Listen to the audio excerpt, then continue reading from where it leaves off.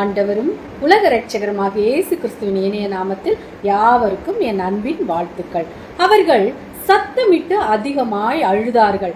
ஓர்பாள் தன் மாமியை முத்தமிட்டு போனாள். ரூத்தோ அவளை விடாமல் பற்றி கொண்டாள். ரூத் 1:14.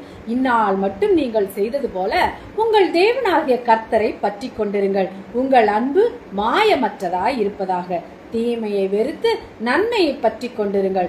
உங்களுக்குள்ளதை நான் வருமளவும் பற்றி கொண்டிருங்கள். கர்த்தர் உங்களை உயர்த்துகிற வரைக்கும் அவருடைய பலத்த கரத்துக்குள் அடங்கியிருங்கள். ஏற்ற சமயத்திலே அவர் உங்களை உயர்த்துவார். விதவையான ரூத் யாருடனும் களவாமல் கடைசி வரை தன்னுடைய மாமியாரை விட்டு விலகவில்லை. அதனாலே அவள் தேவனிடத்திலே மகா பெரிய கிருபை பெற்று செல்வந்தனான போவாசுக்கு மனைவியானாள். மோசே மரிக்கும் வரை யோசுவா அவருடனே இருந்தார். அவரை மிஞ்சி எந்த காரியத்தையும் தானாய் செய்ததில்லை. மோசேயை விட்டு விலகவும் இல்லை. சுயமாய் எதையுமே செய்ததும் இல்லை. அதனாலே அவனை கர்த்தர் இஸ்ரவேலருக்கு அதிபதியாக உயர்த்தினார். எலிஷா தீர்க்கதரிசியானவன் கர்த்தர் எலியாவை எடுத்துக்கொள்ளும் வரை எலியாவை விட்டு விலகுவதில்லை என்று தேவனுடைய ஜீவனை கொண்டு ஆணையிட்டான். அதிலே அவன் உறுதியாகவும் இருந்தான். அதனாலே அவன் இரண்டத்தனையான வல்லமையை பெற்றான். தெபோரா என்பவள் ரெபேக்காளுடனே இருந்து அவளுக்கு பணிவிடை செய்ததினாலே அவள் பாராக்கு ராஜாவுக்கு ஆலோசனை சொல்லும் அளவுக்கு உயர்த்தினார். ரெபேக்காளை கர்த்தர் தீர்க்கதரிசியாகவும் உயர்த்தினார். ஆகவே தேவனோடு தரித்திருங்கள்.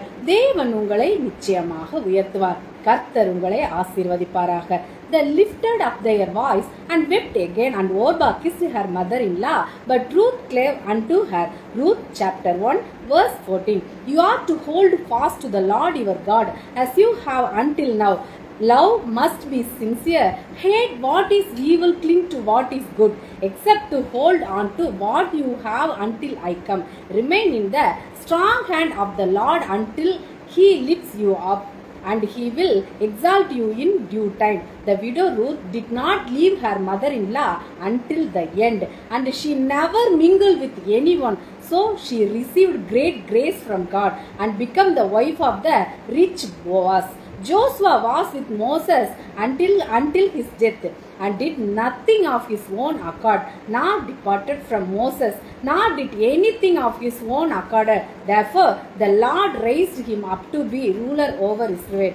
The prophet Elisha swore by the life of God that he would not depart from Elijah until the Lord had taken him away, so that he received double portion of power. Deborah had served Rebekah with her, and she exalted her to the point of advising the king of Barak.